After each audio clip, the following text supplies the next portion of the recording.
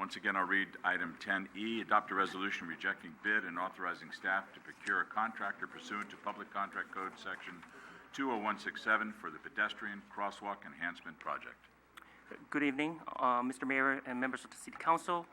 The item in front of you tonight is regards to the Pedestrian Crosswalk Enhancement Project to improve the safety for our residents in our community. After the 2010 gas pipeline explosion in the Crestmore neighborhood, the city successfully negotiated from PG&E the restitution settlement of $70 million, and the Community Foundation was subsequently created by the City Council to oversee the investment, the management, and expenditures of the funds. The Foundation conducted the Community Listen campaign, and the Foundation Board identified near-term projects to use the restitution funds to benefit the community. And one of the projects includes the allocation of $170,000 grant to install the pedestrian safety improvements in the Bay Hill and downtown areas.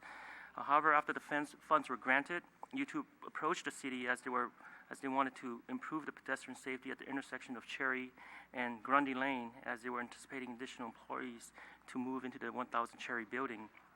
The improvements were completed and paid solely by YouTube. Walmart.com was also in the process of coordinating with the city to identify appropriate pedestrian improvements at the mid-block crossing adjacent to the building in front of the Bay Hill Shopping Center.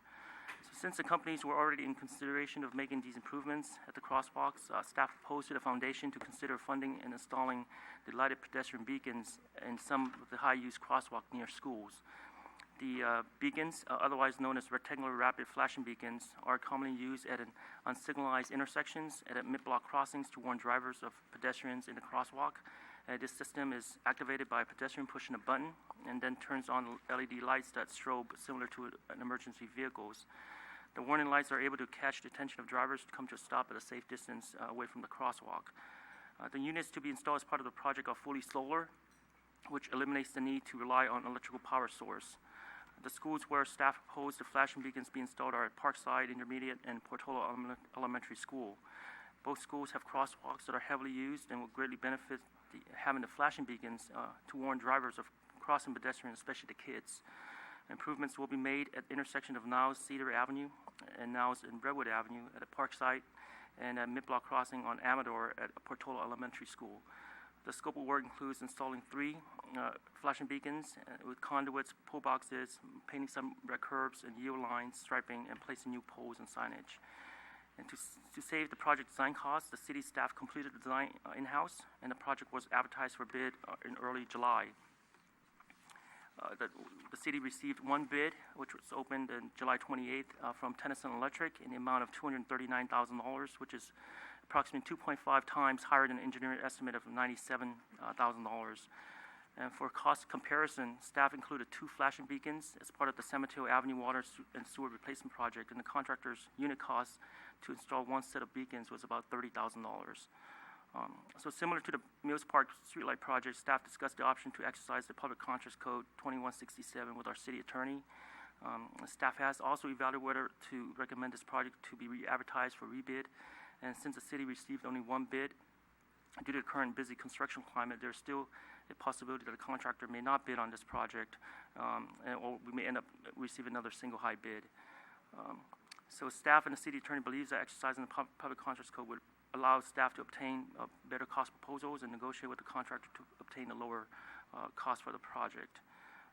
So in regards to fiscal impact, there are no fiscal impact since this doesn't require any resolution to move forward with the project. But once the costs are negotiated, the staff would return to City Council to award the contract, at which time the fiscal impact of the project will be described. So that concludes my presentation. I'll be happy to answer any questions. Okay. And this requires a 4/5 vote, is that correct? Oh, that's correct, right. Yes. Okay. Any questions for staff? Marty? So I guess we're getting this, we're feeling the effect of this booming construction bonanza, I guess, and the contractors are so busy that they're not bidding on things, and when they do bid on things, they're asking for a lot. I'm in favor of allowing you to proceed with this.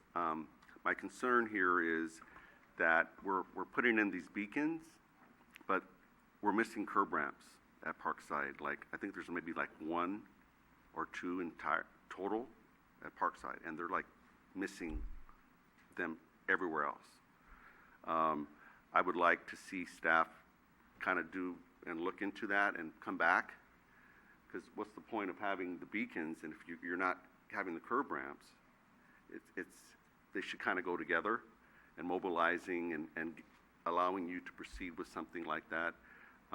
We do have Mike Cato has now been here for a while, and there's something funky about that circulation. In my opinion, there's too many crosswalks because the kids kind of scatter around instead of being channeled to less crosswalks, so it can be controlled. Putting in the curb ramps there, I think that would be something I would like to let you possibly work your magic to get a good price. Okay. Anyone else on this project? Or action by the council? I'll introduce the resolution. Councilmember O'Connell. Aye. Councilmember Marty Medina. Aye. Councilmember Rico Medina. Aye. Vice Mayor Ibarra. Aye. Mayor Ruane. Aye. I just want to say before we get to the next item, this is a project that was brought forth by the San Bruno Community Foundation, which was tasked to spend the restitution money from PG&E for the betterment of all San Bruno, and they've targeted a couple of things regarding safety going forward. In the interest of the safety for our school children, they talked about a couple of schools and then some work downtown. So I know how very disappointed they must be in the delay of this. We are disappointed too, as much, simply because of this economy, which is booming. Unfortunately, people are taking advantage of it. We saw it last week when we had a special council meeting on another situation where we had to get some electrical work done. It was $500,000 more than it should have been. So I want to let the foundation know that I know that they are disappointed in the delay, but we really appreciate what they're trying to do to carry out their efforts to make San Bruno a much better and safer place. So I just want to say that going forward. Connie? Mr. Mayor, thank you for those comments. If I could just add that we've obviously had strong concern for the foundation's interests in this project. They are the funder, they are the sole funder for this project. And we've had close coordination and communication with the foundation.